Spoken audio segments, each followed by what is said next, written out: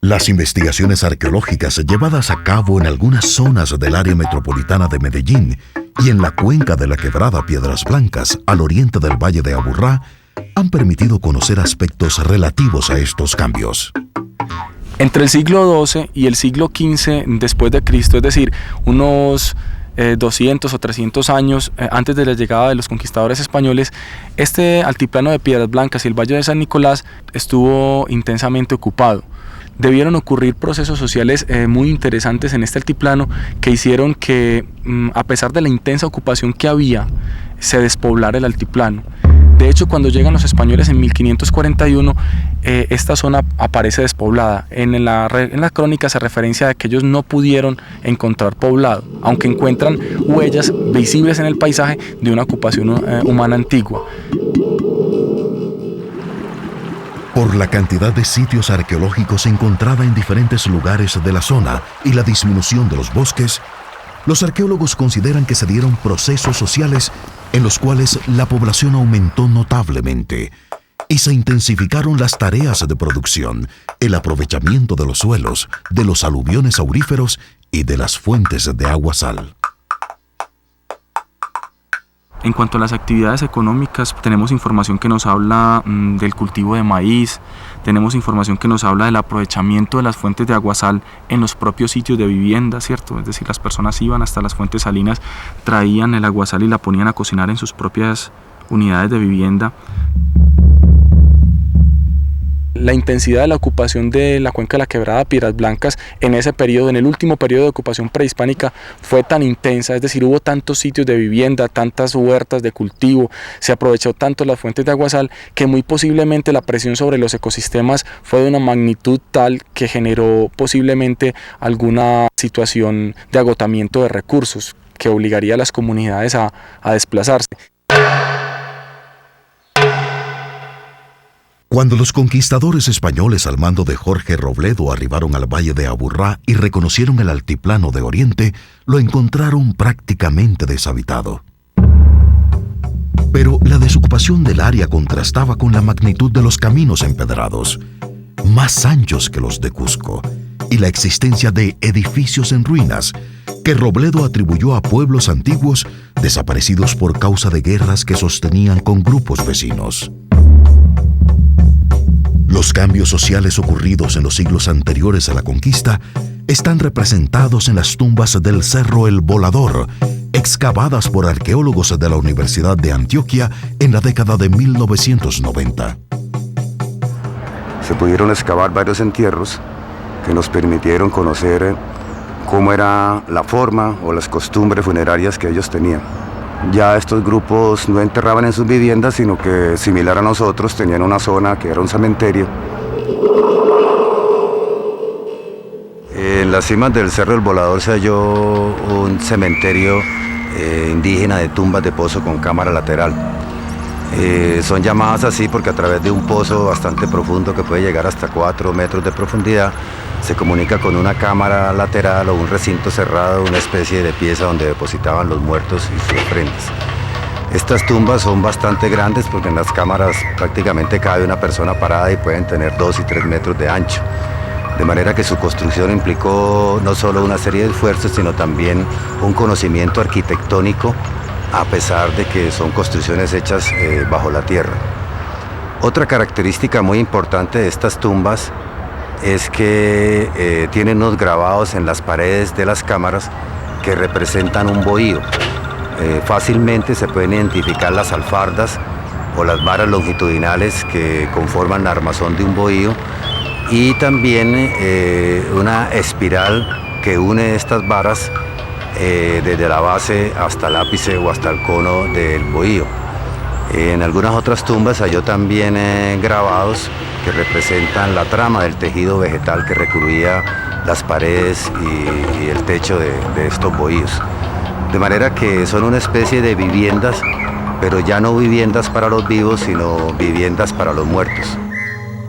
En las culturas amerindias, al igual que en otras culturas del mundo, las tumbas, como las casas ceremoniales, los templos o las viviendas, no son simples espacios para ocupar, sino representaciones del orden social y del cosmos. Son lugares sagrados que los vivos le asignan a los muertos para ubicarlos apropiadamente y que sigan viviendo en un mundo diferente al de los vivos.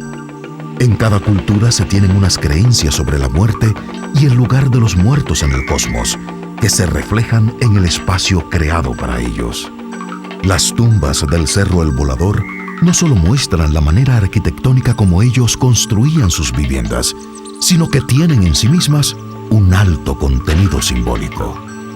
Es decir, existiría un mundo de los de arriba y un mundo de los de abajo, que es una oposición que también aparece mucho en las comunidades indígenas, con la concepción de que la tierra es plana y existen otros mundos arriba y abajo, dos mundos inversos, pero opuestos entre sí a través de un plano de refracción que sería precisamente la superficie de la tierra.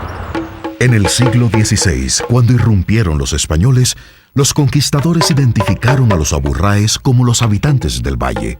Eran pacíficos agricultores y hábiles tejedores, según lo juzgaron al ver los campos sembrados de maíz y frijoles, y al conocer la calidad de los tejidos que elaboraban. Los españoles conquistaron a los descendientes de estas sociedades y las describieron en sus crónicas de conquista y en otros documentos coloniales. Una valiosa fuente para conocer algunos aspectos de la cultura de las sociedades indígenas, pero también a los españoles que las describieron.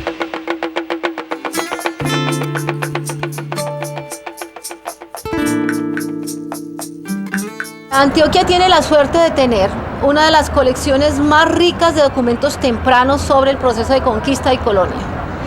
Es decir, los testigos, los protagonistas de estos hechos escribieron.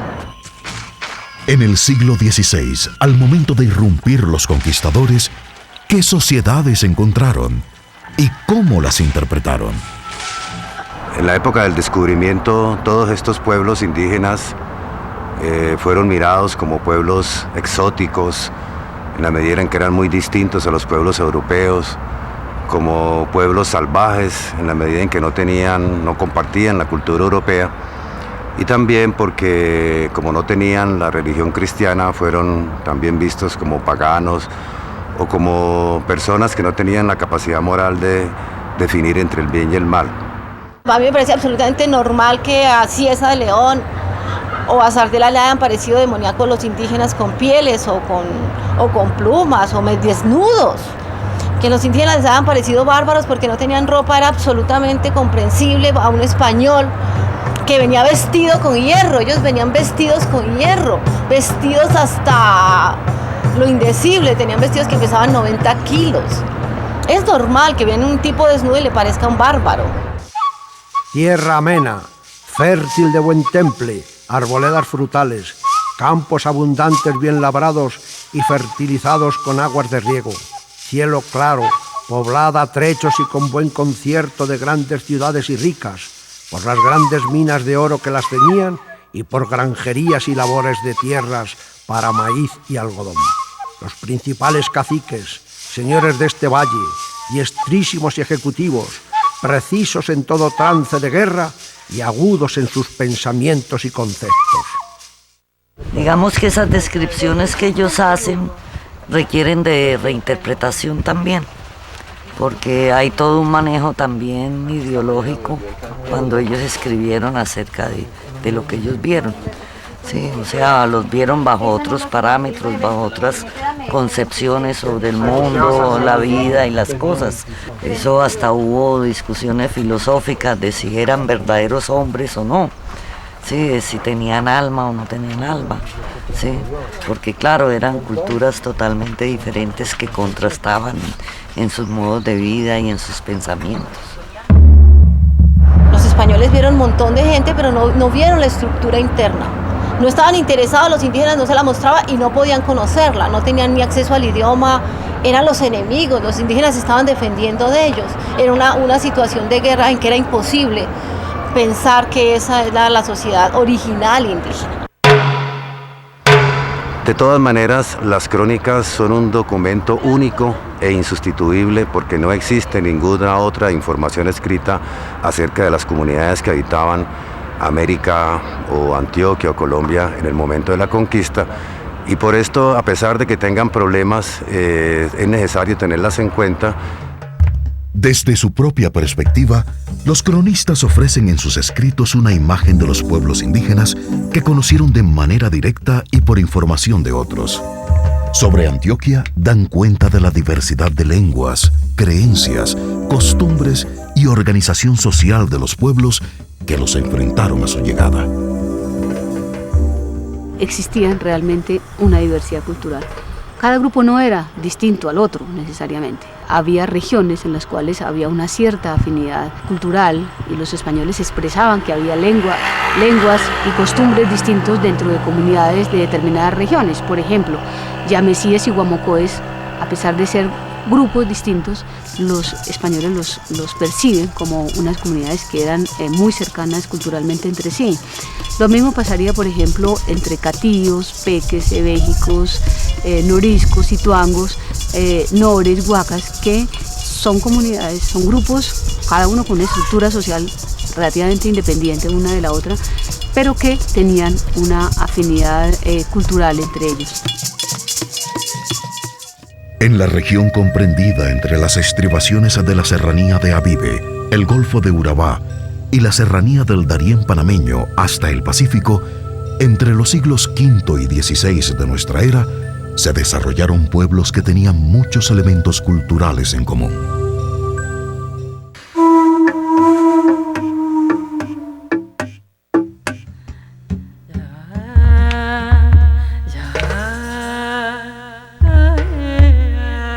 Los urabáes y los cueva, habitantes de las riberas del río Atrato y el Golfo de Urabá que enfrentaron la conquista española, eran los herederos de una tradición cultural de más de 1000 años. Bueno, a su llegada a Urabá, los españoles diferenciaron dos grandes grupos étnicos.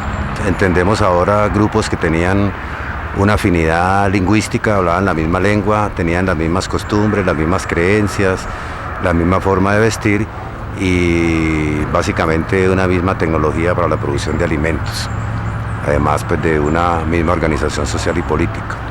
Los indígenas cueva pues, se encontraban en la margen izquierda del Darién, donde se fundó la población de Santa María la Antigua del Darién, de manera que fueron conocidos muy directamente por los españoles y existen muy buenas referencias sobre ellos. Sin embargo, sobre los indígenas de Urabá, o los urabáes, como también se llamaron posteriormente, las crónicas son bastante imprecisas y simplemente los diferenciaron de los cueva por utilizar flechas envenenadas, por oponer mucha resistencia a la dominación española y fueron asociados a los grupos caribe que habitaban toda la costa caribe colombiana, incluyendo pues Cartagena, Santa Marta.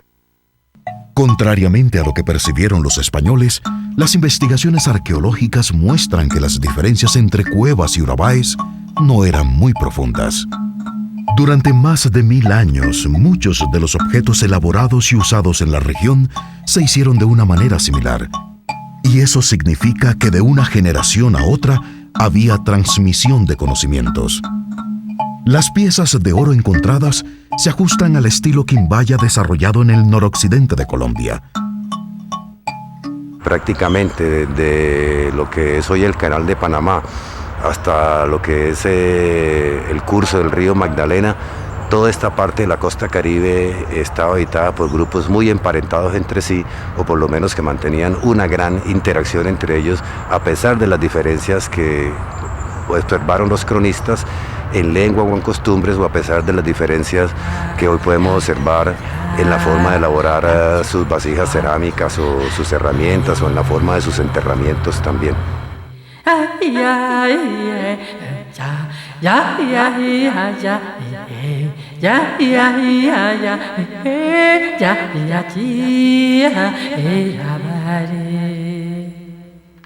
Los indígenas cuevas y urabáes de la época de la conquista, al igual que sus antecesores milenarios, explotaron los ambientes costeros, fluvial y selvático de su territorio.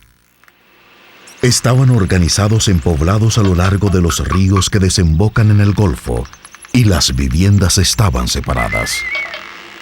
El río les permitía penetrar hasta las montañas, donde cazaban dantas o puercos. En las colinas cultivaban maíz y yuca. Cuando las tierras se agotaban, se trasladaban a otros sitios para rotar sus cultivos. El mar y las ciénagas eran aprovechadas para la pesca y la recolección de moluscos. Y así en la pesquería como en la montería se aprovechan mucho de las redes que hacen de cabuya.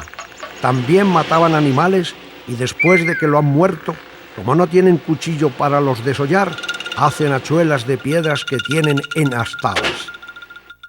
Cada poblado estaba al mando de un cacique principal o de un cacique secundario. Los caciques principales en la provincia de Cueva, como llamaban los españoles, eran llamados quevís, y había otros caciques que estaban subordinados a otros caciques o caciques secundarios que eran llamados sacos. Es decir, algunos caciques controlaban varios otros caciques y había incluso otras personas que llamaban cabras, que eran básicamente guerreros o una especie de nobleza que acompañaba a